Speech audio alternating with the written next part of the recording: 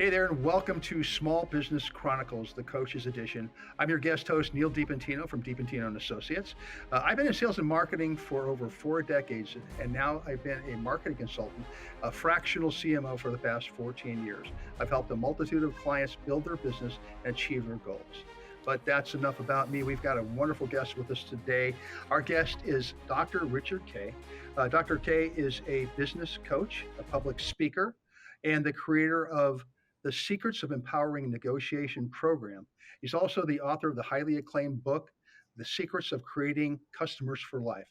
He resides in one of my favorite cities in the land of enchantment, Taos, New Mexico. Welcome to the show, Dr. Richard. Thank you. Okay. So you've been out here, Neal? You've been out to Taos? I love Taos. It's one of my favorite places. I used to live many, many years ago. I got started in radio on the air in Gallup, New Mexico.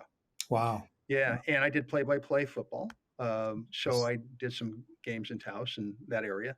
And then later on in life, I live in Tennessee now. My wife and I would drive to Colorado to visit our families, and we would take the southern route and go through Albuquerque, Santa Fe, and then kind of take a left turn in Albuquerque, if you would, Yeah. head up to Taos, and then we would take that back road that would go through like Fort Garland and up Mm. over La Vita Pass and through Walsenburg and catch 25 up there. So Yeah. love Taos, my favorite places. But you live in Tennessee. Come on back. You know what? I want to. In fact, the next trip we make down, I think we're going to probably take that southern route. The thing is that generally when we're traveling, we're like deadheading because we want to get to one place, Yeah. pretty Yeah. quickly. So we Sure. want to see those kids and grandkids. So Yeah. That's more yeah, important. yeah, absolutely. So enough about me. Let's talk about you. So, man, you've got quite a background. And what I'd like to do is just have you tell us a little bit about yourself, if you would please. So, where to begin? I started out as an electronics engineer, got a BS degree in business management, got my doctorate in chiropractic, drove out from New York to San Diego to start a practice. And what I do these days, and we'll talk about creating clients and customers for life, what I started a chiropractic practice. There were 300 chiropractors in San Diego at the time, Neal. Yeah. How the hell do you start or grow any business in a crowded field? And we're all in crowded spaces, all of us. It's crowded. Well, I decided to learn some things. I got myself on a morning television talk show in San Diego, turned that into being an invited guest every month for about a year.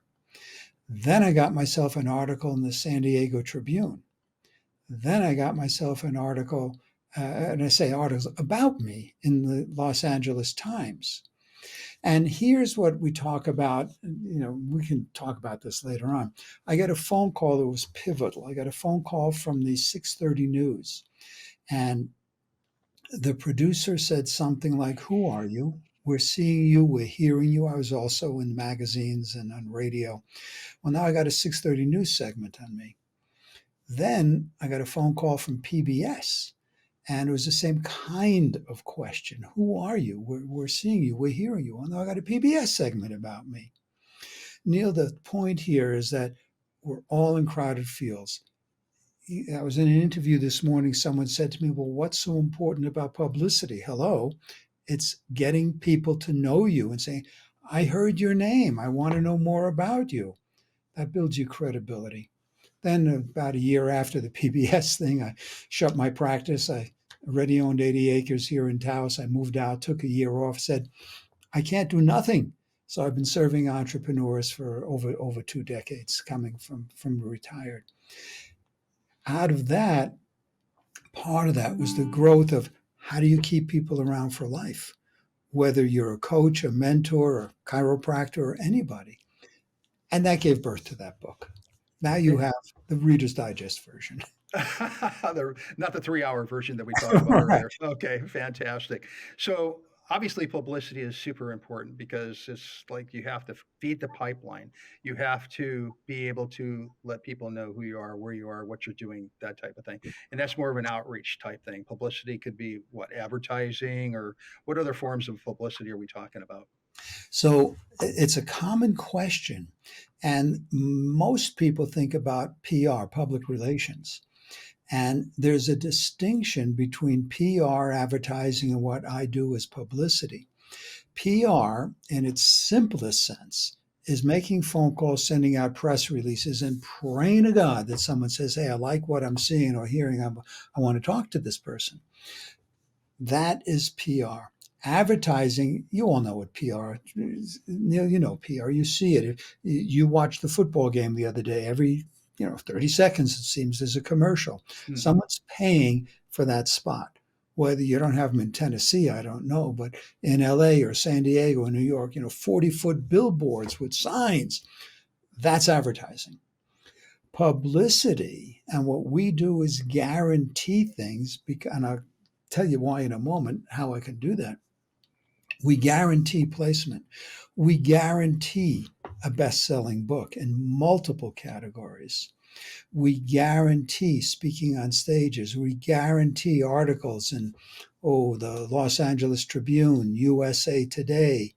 3 days ago, we had some of our clients in New York being filmed at the NASDAQ television studio for being rebroadcast on Newsmax and Fox and a couple of other different things.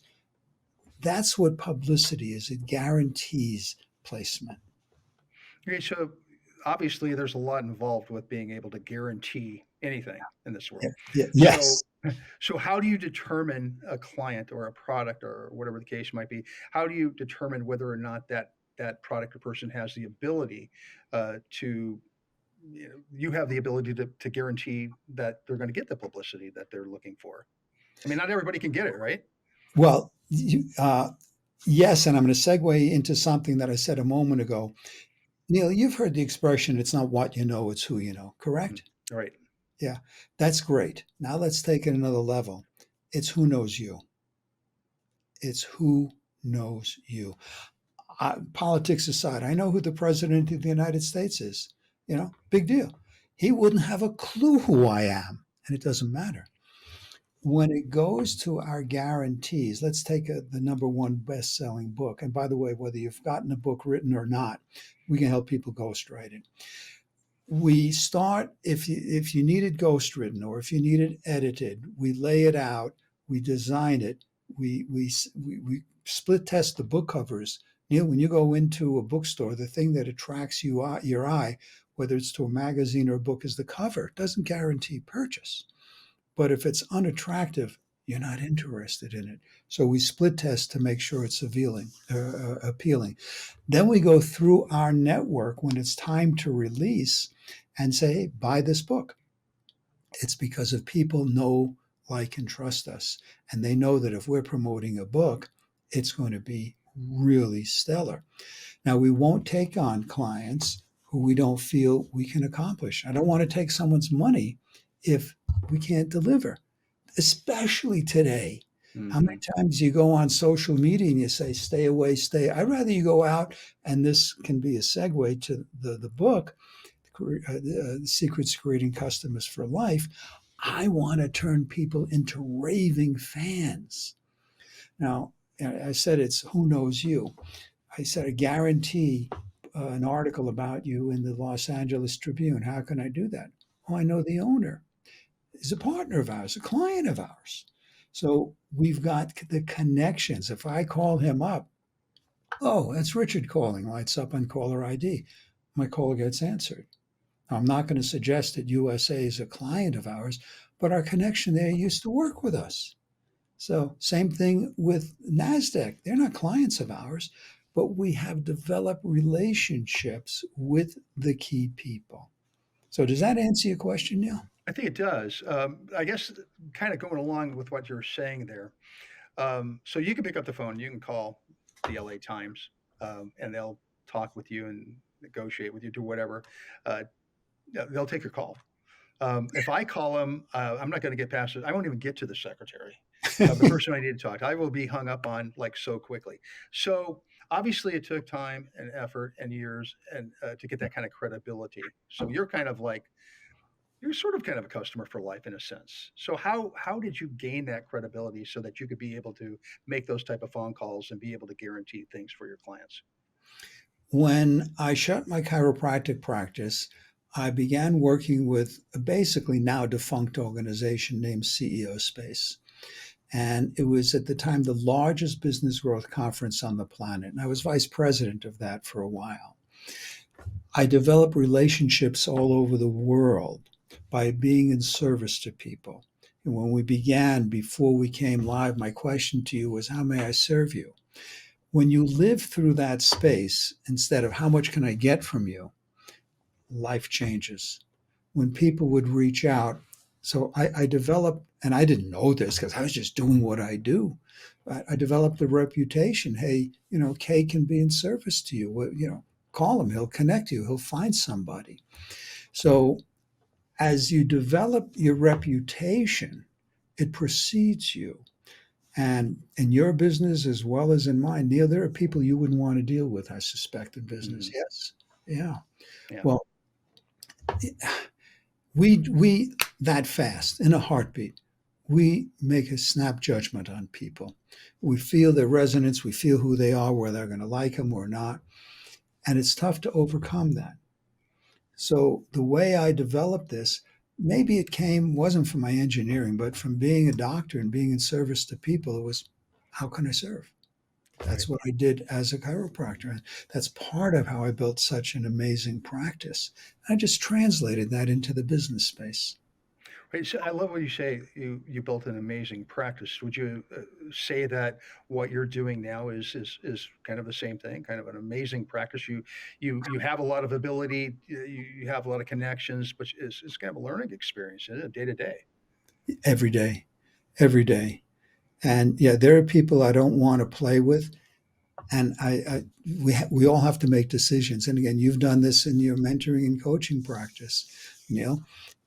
If a client isn't feeling right, I'd like to believe, I don't know you other than, our conversations, is you don't want to work with them.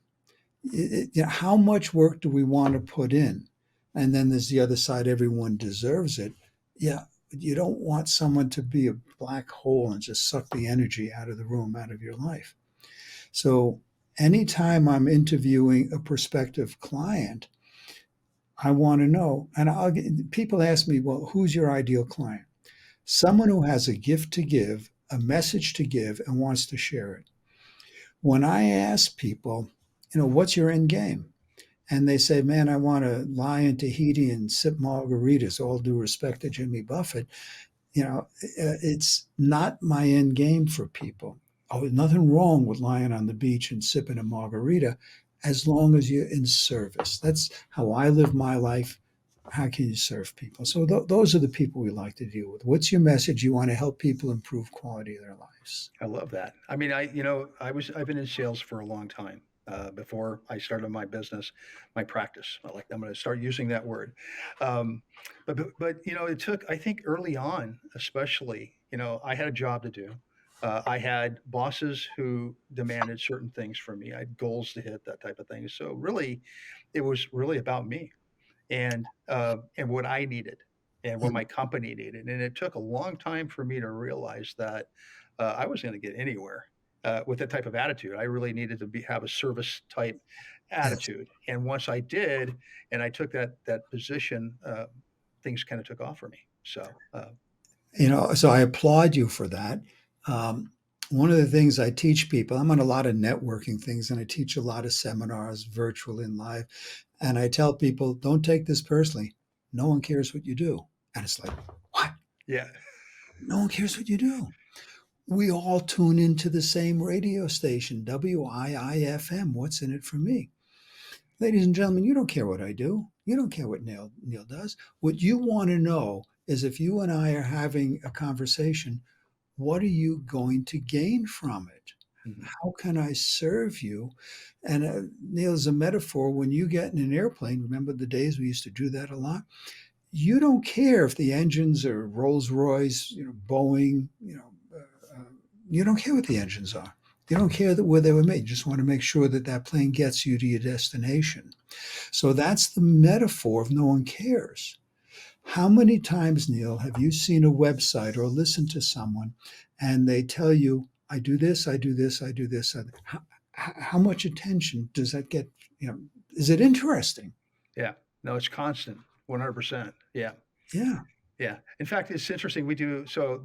I think I mentioned to you early on that we're in the process of putting together a new show, Yeah. and we're going to be working or interviewing business coaches and fractional CMOs, that type of audience.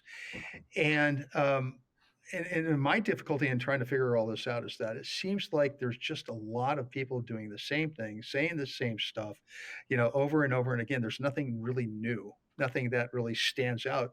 And that was one of my reluctance to get started with this, is like, how do I just make this different every single time? Because I'm going to be talking to the same guy, just a different name.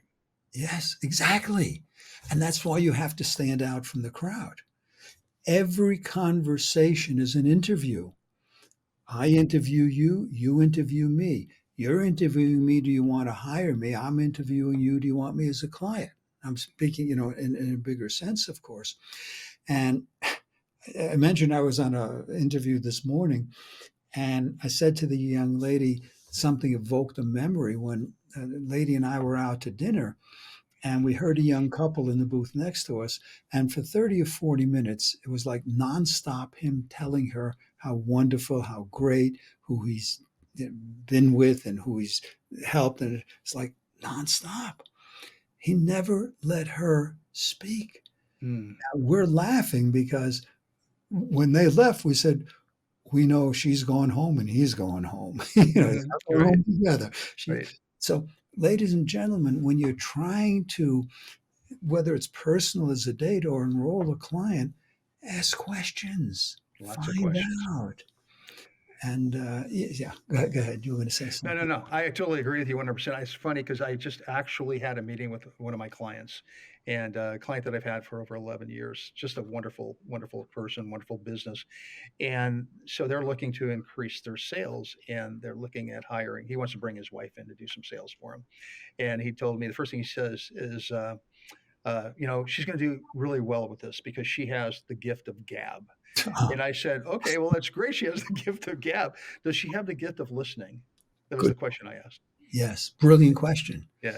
because that's what's involved. I dated a woman once, and she said it facetiously, but she said, "Enough about you. What do you think about me?" I said, "Oh, Yeah. no, okay." Great. Yeah, So click. Yeah, yeah, that's funny. mm, So now we've kind of talked a little bit about how the whole idea of publicity and how you work with your clients and everything.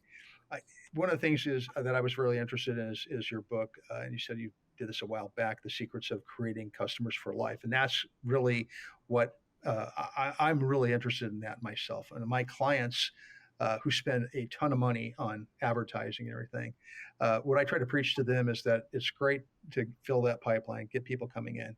But at the end of the day, it doesn't do you a bit of good if you're not able to keep the customers that you get in.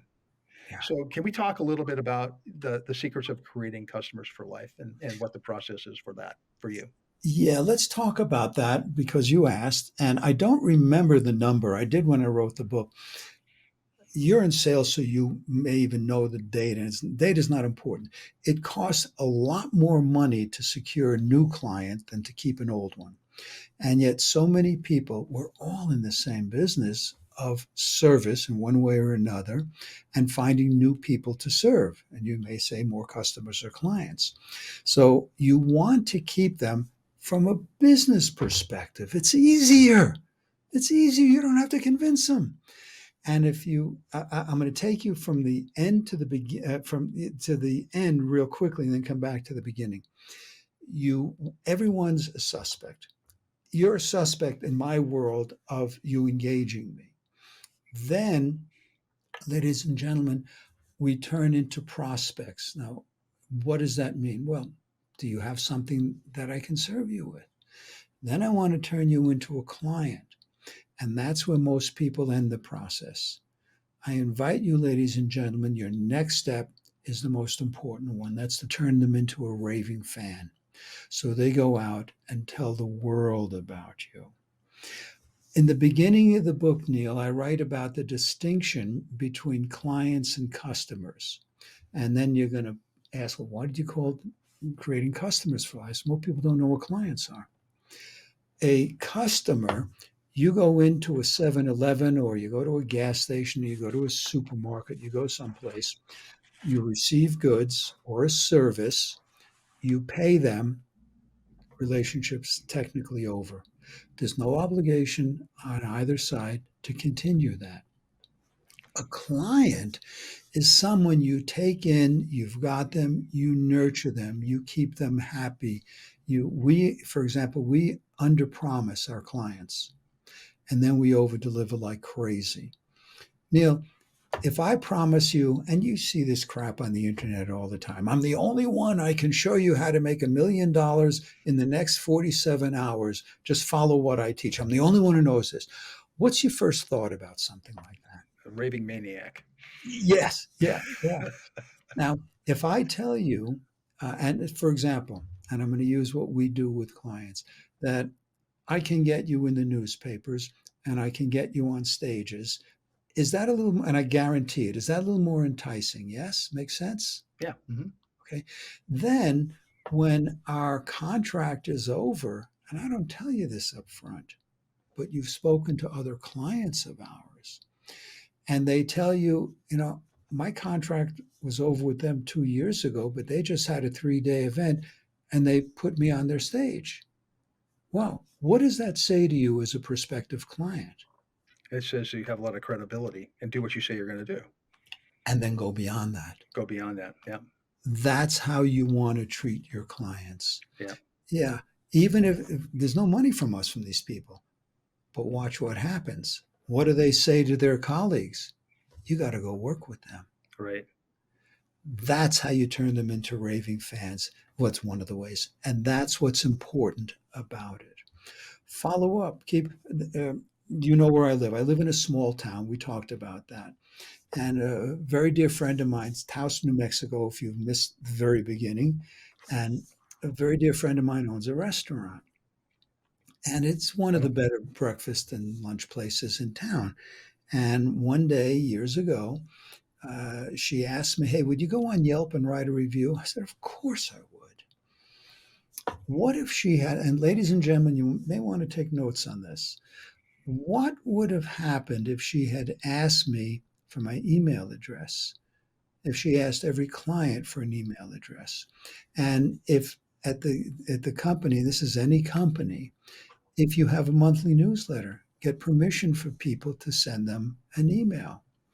And in an email, and I'm going to use a restaurant as a metaphor, she said, "Hey, bring in a new guest and we'll give you a dessert or an appetizer or something for free." Now, if I've got to go to this place or that place, where's my preference going to be? Well, I'm going to get something for free. That's a favorite word, ladies and gentlemen, isn't it? Yours too, Neal, all of us. Yeah. Yeah, you get something for free, so I'll bring someone. I bring them there anyway.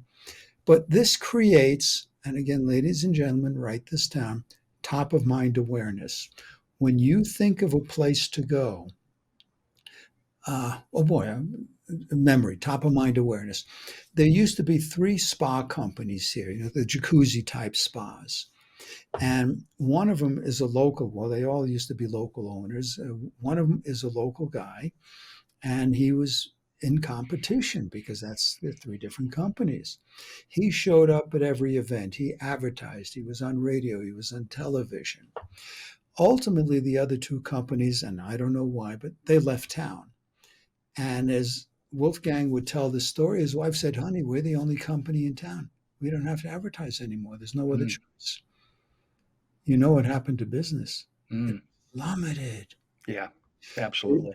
They went back on television. We don't have television here. I don't know where came that from. It's no local television. Local television is 2.5 hours away in Albuquerque. Right. But they went back on radio, went back in print, in the newspaper, and business went back up. Top of mind awareness is so important. So that's how you keep customers and clients alive. Right. That's why airlines, and I think it was Delta, but don't quote me on that, who started the rewards programs for airlines. Well, geez, if I'm getting free air miles or free trips, oh no, it was Pan American. They used to fly people around the world if you had enough accumulated miles. Well, if I'm going to make a choice of going on, ladies and gentlemen, I have no attachment, just picking names, on American Airlines, or they all have frequent flyer things now. Neal, if you fly, I would assert that you go to the airline that's going to reward you for being a loyal customer. Credit cards, they all do the same thing. Stores. So if you want to keep your clients coming back to you, give them a reason. Right. Exactly. And I think you use really I mean, Pan American, any type of airlines. I mean, that's really that's all big business. But even the smallest business can create some kind of a rewards program or something that's going to bring people back. Would you agree with that? I go to get my car wash down at Santa Fe, it's the closest one, although they just built one here. And they've got a little ticket. You punch it, and when you get free car washes, you get one for free. Why would I go to the person up the block at a one off? So everybody, you can keep your people coming back. Give them a reason to. A frequent consumer doesn't make it whatever it is. Right. Right. And I try to preach that to the restaurant businesses that I have, especially, well, all my businesses that I work with, but especially the restaurant businesses, because there's this thinking that amongst most of them are, they got into the business because they love to cook. They have a great recipe. Maybe it might be grandma's recipe. It doesn't matter, but they do it because of that love of that particular discipline. But what they don't understand is that that alone is not going to keep people coming back. Now, you may have a favorite restaurant where the food is phenomenal, but there might be 300 other restaurants in a market like ours where that have phenomenal food as well. So how are you going to choose where you're going to go out to eat on a Friday night? So it's that place, like you said, the car wash. It's that place that will give you some kind of reason to come back in, and that's I look at advertising and publicity and promotion as being a way to fill a pipeline to keep that flowing in, new people coming in all the time. But you have to, at some point in time, you got to realize you got to plug that pipeline up and take those people who are coming in and make them repeat customers, make them customers for life, like in your book. Yeah.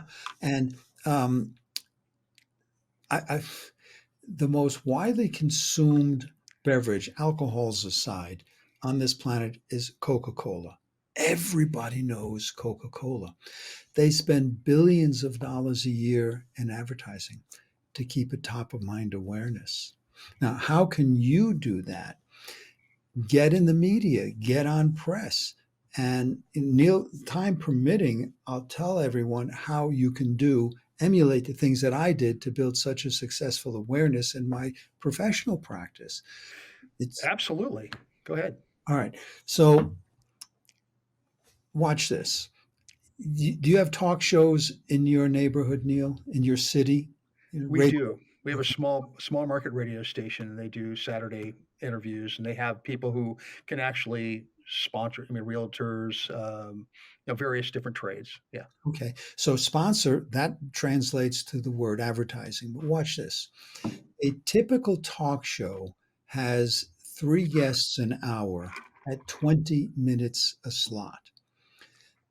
And I'm going to use a bigger market as an example because I know the numbers. I don't know. Typical 5 days a week. Now, I heard you say 1 day a week, but still, that's three guests an hour for typically 3 hours. On a major market, this is what I did in San Diego. That's 5 shows a week times an average of 50 weeks a year. Ladies and gentlemen, if you're in a bigger market, these stations typically have 3 different talk shows a day. There are over 3,000 guests a year that they need. They need you more than you need them. We're under the hallucination. Oh, they got it. No, no, they need you. Well, how do you get on? Listen to them. Find a talk show that's appropriate. No disrespect to Rush Limbaugh, he's dead, but even if they accepted clients, we're not candidates for his show. We don't yell and scream and shout. Find a talk show that has your target audience. Then make sure you listen to it and forget the host. They're just a pretty face on the television or the radio. You pitch to the producer. And let's go back and talk about pitching. They don't care what you do. You're going to tell them what their audience is going to get out of listening to you. And write a letter. Write something, write a good email. This is some of the things we teach and how to get publicity on your own. Yeah, you can pay us money. You can get it on your own. Write a proposal. Send it off to the producer. Do not pester them. And don't give them every freaking link you've got. Twitter, Zoom, they don't care. Make it easy for them to find you. Make it so easy that the producer can call up and say, hey, Richard, Neal, talk to me more about what you do. Don't pester them. Give them time. And if they don't get back to you, give them a couple of weeks and follow up. Did you perhaps miss this? And it's okay to take no as an answer. I just pitched someone and I got a very lovely email, said, thank you for reaching out to us. It's not an exact fit for what we do. Okay. Now, you can either ignore it or I sent them an email. Hey, thanks for letting me know. Be gracious. It's never personal. If what I was pitching them, which is talking about publicity, doesn't fit what their show is, it fits their clients, doesn't fit the format of the show, it's okay. Just move on. There's so many podcasts, webinars, radio, television. That's how you get publicity on your own. Now, if you engage us to do it, we'll get you higher end stuff. Where do you want to begin? And then learn how to be articulate. When people come to work with us and they want to be on television, some of them I wouldn't put on local television. Okay, so you work with us, you learn how to be articulate and talk in sound bites. I love it. This is all really great advice. You know what? I really seriously could sit and talk with you for the next 3 hours. We were kind of joking about that before we jumped on the podcast, but I really seriously could. Dr. Richard Kaye, you have been wonderful. We have come to an end of our show, though, and so we're going to have to say adios. They say in Taos. Uh, Sometimes, yeah, we just sometimes, yeah. Okay, good, good, good. So, Dr. K, how can we get in contact? How can our listeners get in contact with if they wanted to reach out to you? so there's a couple of ways. I love that question. If you want to talk about any aspect of business, again, I've been in this space for a long time, very complex. Talkaboutpublicity.com. Talkaboutpublicity.com. One word, no punctuation. Gives you a link to my calendar. Set up a 30-minute phone call. We'll explore how I may be able to serve you. And I'd like to give your audience a gift. You all send out emails. You should in business. 15 trillion emails a year never get open. Now, you know that, Neal. I don't want to ask, but how many do you just swipe, delete, delete, delete? Like the book covers we talked about, the thing that gets an email opened from a stranger is a subject line. So the gift is 1,000 proven subject lines. richardkaye.com, RICHARDKAYE.com/1000. It'll give you an access to 1,000 profitable, proven email subject lines. Outstanding. What a wonderful gift. I know what I'll be doing as soon as we get off this call. So listen, that's all time we have for today. And I do appreciate you being with us today. Thank you so much for your time and all your great information and everything. This has been Small Business Chronicles, the coaching edition. I'm Neal Dipentino. Until next time, thank you very much. Have a great day.